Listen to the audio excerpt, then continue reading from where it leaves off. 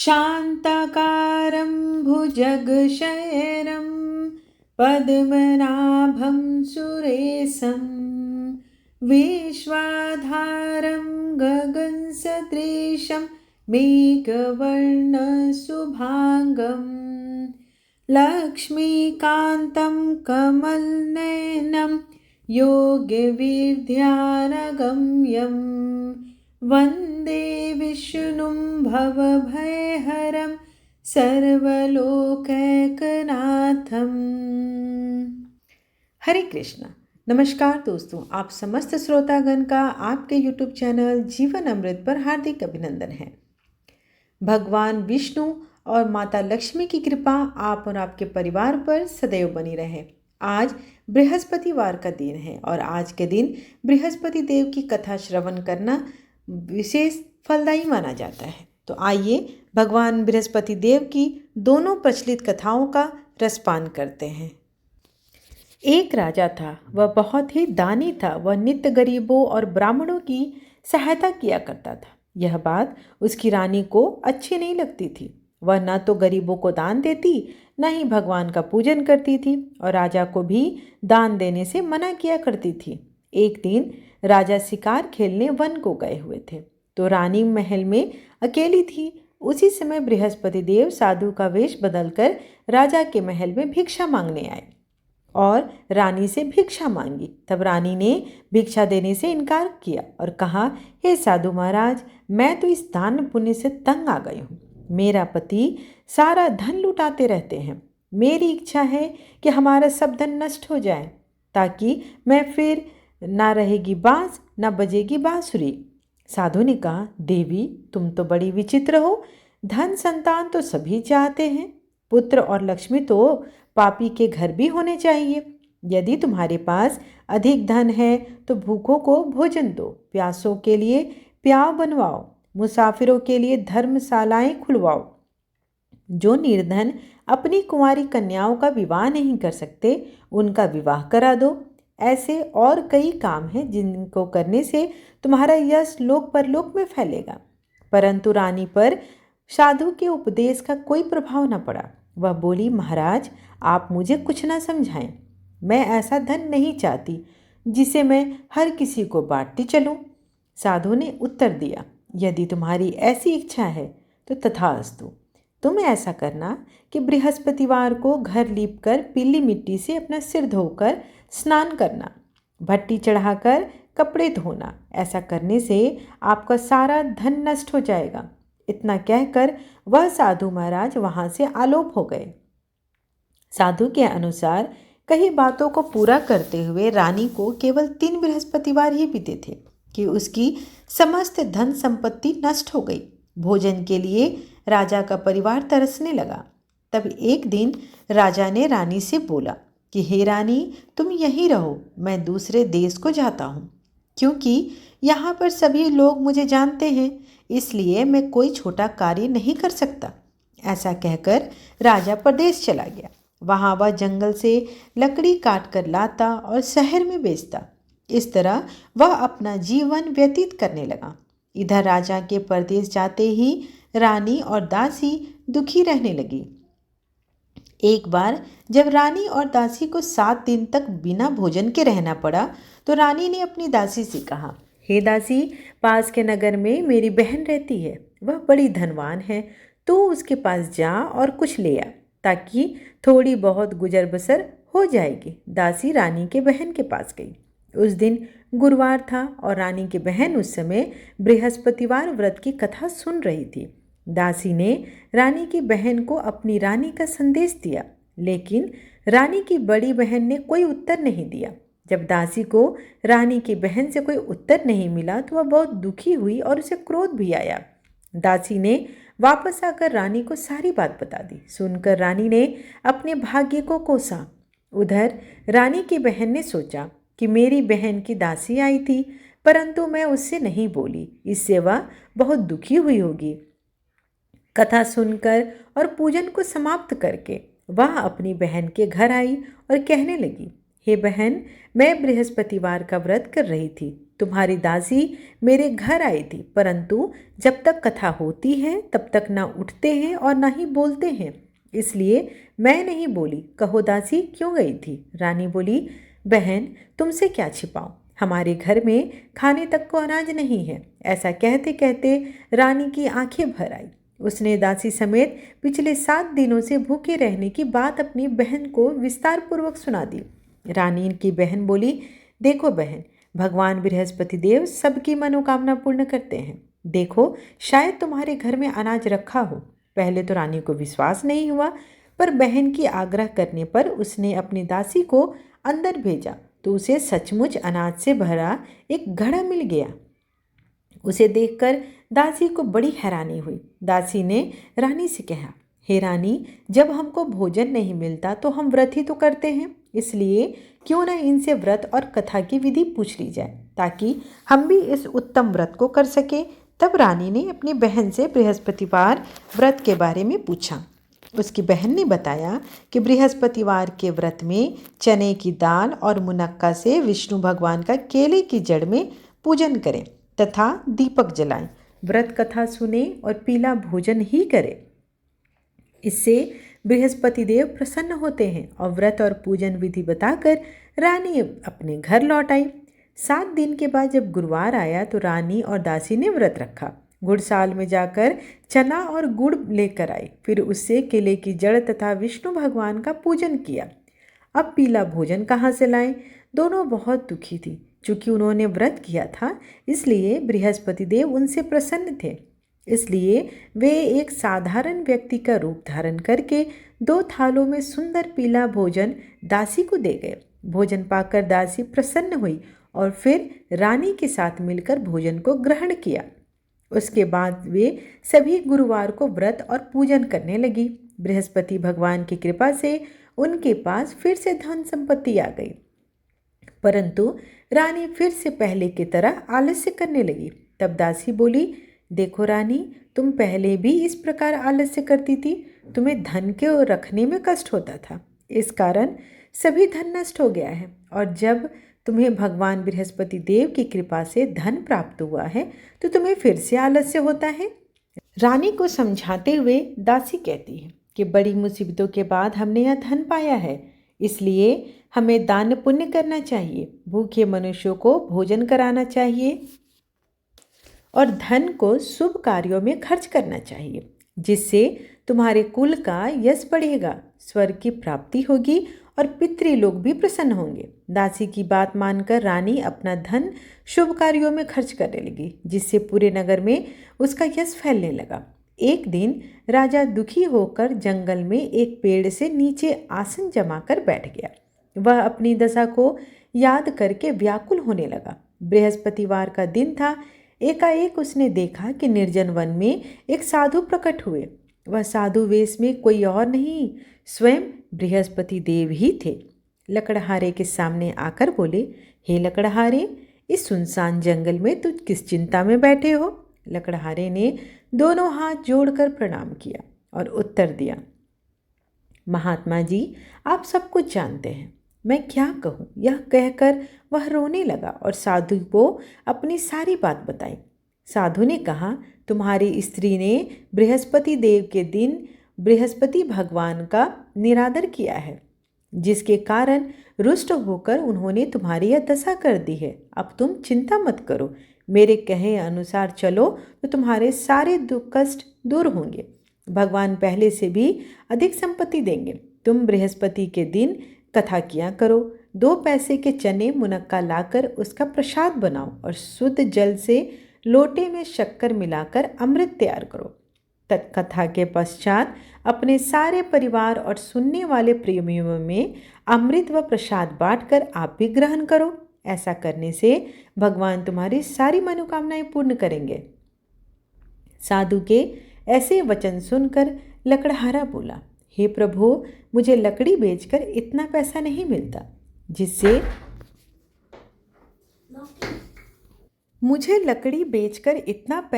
मिलता जिससे भोजन के उपरांत कुछ बचा सकूं। मैंने रात्रि में अपनी स्त्री को व्याकुल देखा है। मेरे पास कुछ भी नहीं जिससे मैं उसकी खबर मंगा सकूं। साधु ने कहा, हे लकड़हारे, तुम किसी बात की चिंता मत करो। बृहस्पति के दिन तुम रोजाना की तरह लकड़ियां लेकर शहर को जाओ। तुमको रोज से दुगना धन प्राप्त होगा, जिससे तुम भली भांति भोजन कर लोगे तथा बृहस्पति देव की पूजा का सामान भी आ जाएगा। इतना कहकर साधु अंतर्ध्यान हो गए। धीरे धीरे समय व्यतीत होने पर फिर वही बृहस्पतिवार का दिन आया। लकड़हारा जंगल से लकड़ी काटकर किसी शहर में बेचने गया। उसे उस दिन उससे अधिक पैसा मिला। राजा ने चना गुड़ आदि लाकर गुरुवार की व्रत कथा की। उस दिन से उसके सभी कलेश दूर हो गए। परंतु जब दोबारा गुरुवार आया तो वो बृहस्पतिवार का व्रत करना भूल गया। इस कारण बृहस्पति भगवान नाराज हो गए। उस दिन उस नगर के राजा ने विशाल यज्ञ का आयोजन किया तथा शहर में घोषणा करा दी कि कोई भी मनुष्य अपने घर भोजन न बनावे, मेरे यहाँ भोजन करने आवे। इस आज्ञा को जो नहीं मानेगा उसे फांसी की सजा दी जाएगी। इस तरह की घोषणा संपूर्ण नगर में करवा दी गई। राजा की आज्ञा अनुसार शहर के सभी लोग भोजन करने गए, लेकिन लकड़हारा कुछ देर से पहुंचा, इसलिए राजा उसको अपने साथ घर लेकर गए और ले जाकर भोजन करा रहे थे तो रानी की दृष्टि उस खूंटी पर पड़ी जिस पर उसका हार लटका हुआ था। वह वहां पर दिखाई नहीं दिया। रानी ने निश्चय किया कि मेरा हार इसी मनुष्य ने चुरा लिया है। उसी समय सिपाहियों को बुलाकर उसको कारागार में डलवा दिया। जब लकड़हारा कारागार में पड़ गया और बहुत दुखी होकर विचार करने लगा कि न जाने कौन से पूर्व जन्म के कर्म से मुझे यह दुख प्राप्त हुआ है, और उसी साधु को याद करने लगा जो कि जंगल में मिला था। उसी समय तत्काल बृहस्पति देव साधु के रूप में प्रकट हो गए और उसकी दशा को देखकर कहने लगे, अरे मूर्ख, तूने बृहस्पति देव की कथा नहीं करी है, इस कारण तुझे दुख प्राप्त हुआ है। अब चिंता मत कर। बृहस्पतिवार के दिन कारागार के दरवाजे पर 4 पैसे पड़े मिलेंगे। उनसे तू बृहस्पति देव की पूजा करना, तेरे सभी कष्ट दूर हो जाएंगे। बृहस्पति के दिन उसे 4 पैसे पड़े मिले। लकड़हारे ने कथा कही। उसी रात्रि को बृहस्पति देव ने उस नगर के राजा को स्वप्न में कहा, हे राजा, तुमने जिस आदमी को कारागार में बंद किया है वह तो निर्दोष है, वह राजा है, उसे छोड़ दो। रानी का हार उसी खूंटी पर लटका है। अगर तू ऐसा नहीं करेगा तो मैं तेरे राज्य को नष्ट कर दूंगा। इस तरह रात्रि के स्वप्न को देखकर राजा प्रातःकाल उठा और खूंटी पर हार देखकर लकड़हारे को बुलाकर क्षमा मांगी तथा लकड़हारे को योग्य सुंदर वस्त्र आभूषण देकर विदा कर दिया। बृहस्पति देव की आज्ञा अनुसार लकड़हारा अपने नगर को चल दिया। राजा जब अपने नगर के निकट पहुंचा तो उसे बड़ा आश्चर्य हुआ। नगर में पहले से अधिक बाग, तालाब, कुएं और धर्मशाला बने हुए थे। राजा ने पूछा, यह किसका बाग है, यह किसकी धर्मशाला है? तब नगर के लोग कहने लगे, यह सब रानी और बांदी के हैं। तो राजा को आश्चर्य हुआ और साथ में गुस्सा भी आया। जब रानी ने यह खबर सुनी कि राजा आ रहे हैं तो उन्होंने बांदी से कहा, हे दासी, देखो राजा हमको कितनी बुरी हालत में छोड़ गए थे, वे हमारी ऐसी हालत देखकर लौट न जाए, इसलिए तू दरवाजे पर खड़ी हो जा। आज्ञा अनुसार दासी दरवाजे पर खड़ी हो गई और राजा जब आए तो उनको अपने साथ लेकर घर आई। तब राजा ने क्रोध करके अपनी रानी से पूछा, यह धन तुम्हें कैसे प्राप्त हुआ है? और तो उन्होंने कहा, हमें यह सब धन बृहस्पति देव के व्रत के प्रभाव से प्राप्त हुआ है। राजा ने निश्चय किया कि 7 रोज बाद तो सभी बृहस्पति देव का पूजन करते हैं, परंतु मैं प्रतिदिन दिन में 3 बार कहानी तथा रोज व्रत किया करूँगा। अब हर समय राजा के दुपट्टे में चने की दाल बंधी रहती थी तथा दिन में 3 बार कहानी कहता। एक रोज राजा ने विचार किया कि चलो अपनी बहन के यहाँ हो आते हैं। इस तरह निश्चय कर राजा घोड़े पर सवार हो अपनी बहन के यहाँ चलने लगा। मार्ग में उसने देखा कि कुछ आदमी एक मुर्दे को लिए जा रहे हैं।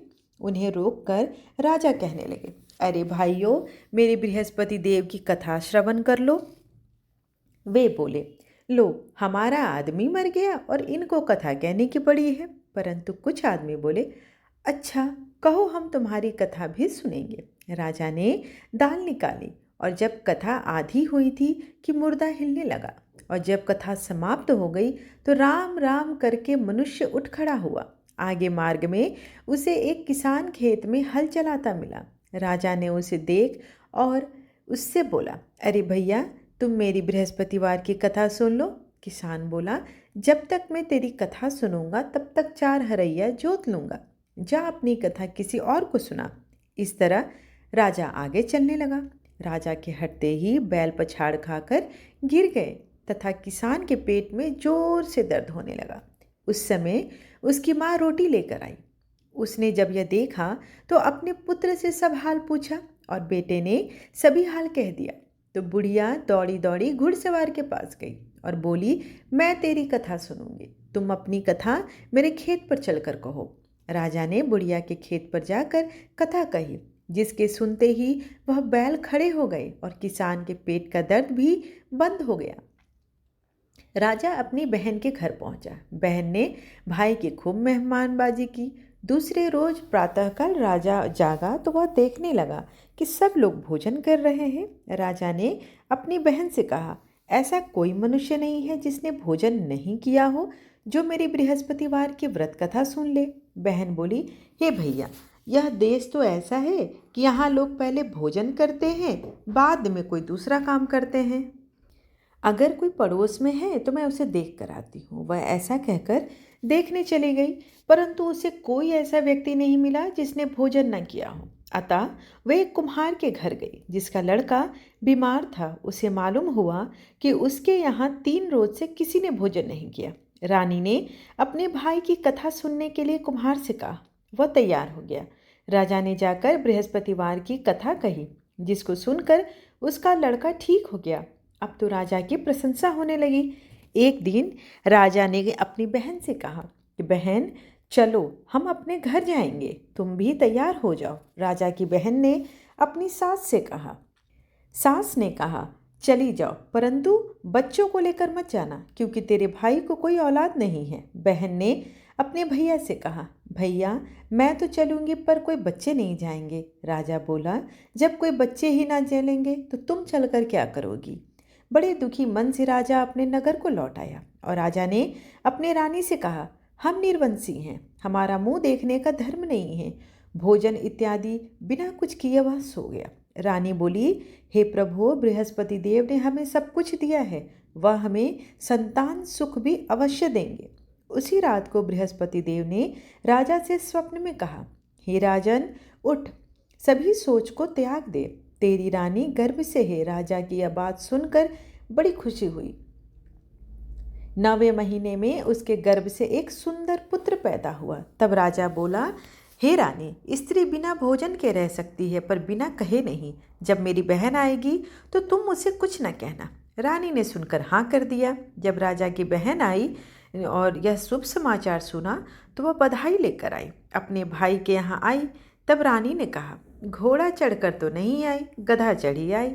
राजा की बहन बोली, भाभी, मैं इस प्रकार नहीं कहती तो तुम्हें औलाद कैसे मिलती। बृहस्पति देव ऐसे ही हैं, जैसी जिनके मन में कामनाएं हैं सभी को पूर्ण करते हैं। जो सद्भावना पूर्वक भगवान बृहस्पतिवार का व्रत करता है एवं कथा पढ़ता है अथवा सुनाता है, दूसरों को बृहस्पति देव उसकी सभी मनोकामना पूर्ण करती हैं। भगवान बृहस्पति देव उसकी सदैव रक्षा करते हैं। संसार में जो भी मनुष्य सद्भावना से भगवान जी का पूजन और व्रत सच्चे हृदय से करते हैं तो उनकी सभी मनोकामनाएं वे पूर्ण करते हैं। जैसी सच्ची भावना से राजा और रानी ने उनकी कथा का गुणगान किया तो उनकी समस्त इच्छाएं बृहस्पति देव जी ने पूर्ण की थी। इसलिए पूर्ण कथा सुनने के बाद प्रसाद लेकर जाना चाहिए और हृदय से उनका मनन करते हुए जयकारा बोलना चाहिए। बोलो बृहस्पति देव की जय। आइए अब बृहस्पति देव की दूसरी कथा श्रवण करते हैं। प्राचीन काल में एक ब्राह्मण रहता था। वह बहुत निर्धन था, उसको कोई संतान नहीं थी। उसकी स्त्री भी बहुत मलिनता के साथ रहती थी। वह ना स्नान करती, ना किसी देवता का पूजन करती। इससे ब्राह्मण बेचारे बहुत दुखी रहते थे। बेचारे बहुत कुछ कहते थे किंतु उसका कोई परिणाम न निकला। भगवान की कृपा से ब्राह्मण की स्त्री को कन्या रूपी रत्न पैदा हुई। वह कन्या बड़ी होने पर प्रातःकाल उठकर स्नान करके विष्णु भगवान का जाप करने लगी और बृहस्पतिवार का व्रत करने लगी। अपने पूजन पाठ को समाप्त करके विद्यालय जाती तो अपनी मुट्ठी में जौ भर के ले जाती और पाठशाला के मार्ग में डालती जाती। तब ये जौ स्वर्ण के हो जाते, जिन्हें वे लौटते समय बीन कर घर ले आती थी। एक दिन वह बालिका सूप में उन सोने के जौ को फटक कर साफ कर रही थी, तो उसके पिता ने देख लिया और कहा, हे बेटी, सोने के जौ को साफ करने के लिए तो सोने का सूप होना चाहिए। दूसरे दिन बृहस्पतिवार था। इस कन्या ने व्रत रखा और बृहस्पति देव से प्रार्थना करके कहा कि यदि मैंने आपकी पूजा सच्चे हृदय से की है तो मेरे लिए सोने का सूप दे दो। बृहस्पति देव ने उस प्रार्थना को स्वीकार कर लिया। रोजाना की तरह जब कन्या जौ फैलाती हुई जाने लगी, जब लौटकर जौ बिन रही थी तो बृहस्पति देव की कृपा से उसे सोने का सूप मिला।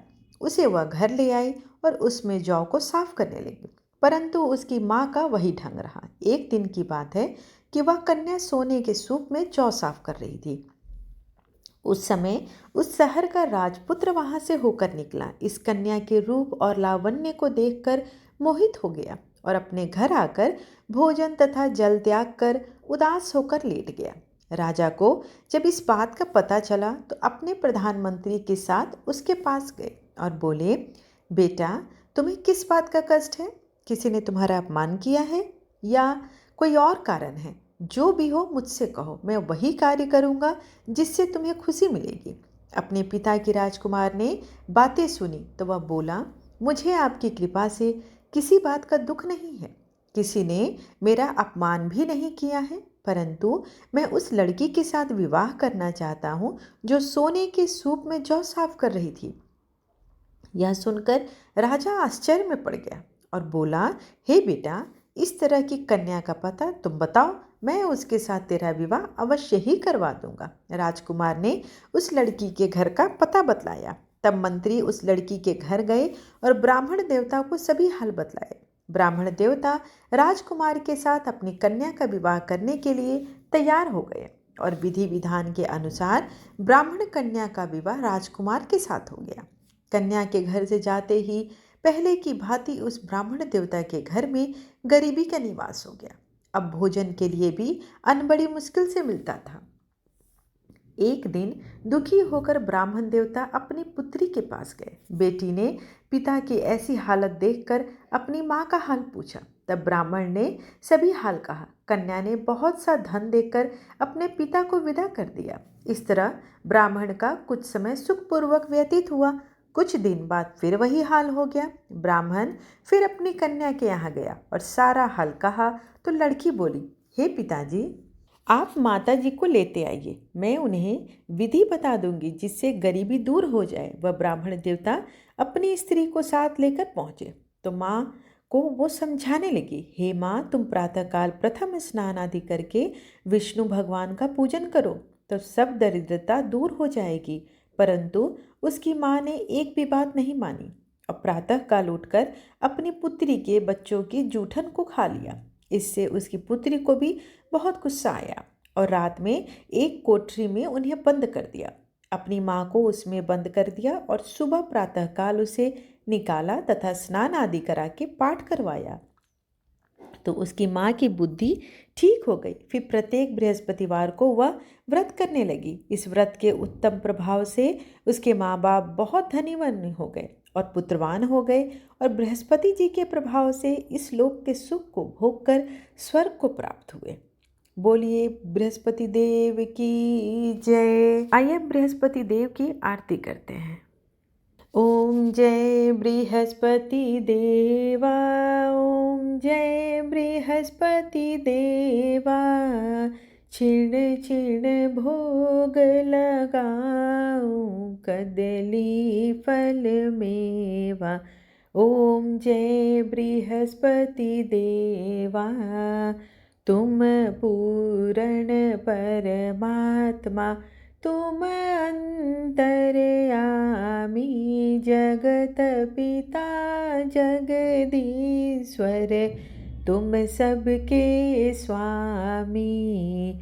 ओम जय बृहस्पति देवा, चरणामृत निज निर्मल, सब पातक हरता, सकल मनोरथ दायक, कृपा करो भरता। ओम जय बृहस्पति देवा, तन मन धन अर्पण कर, जो जन शरण पड़े, प्रभु प्रकट तब हो कर, आकर द्वार खड़े। ओम जय बृहस्पति देवा, दीन दयाल दयानिधि, भक्तन हितकारी, पाप दोष सब हरता, भवबंधन हारी। ओम जय बृहस्पति देवा, सकल मनोरथ दायक, सब संशय टारी, विषय विकार मिटाओ, संतन सुखकारी। ओम जय बृहस्पति देवा, जो कोई आरती तेरी, प्रेम सहित गावे, ज्येष्ठानंद आनंद कर, निश्चय फल पावे। ओम जय बृहस्पति देवा। सब बोलो विष्णु भगवान की जय, बोलो बृहस्पति देव की जय।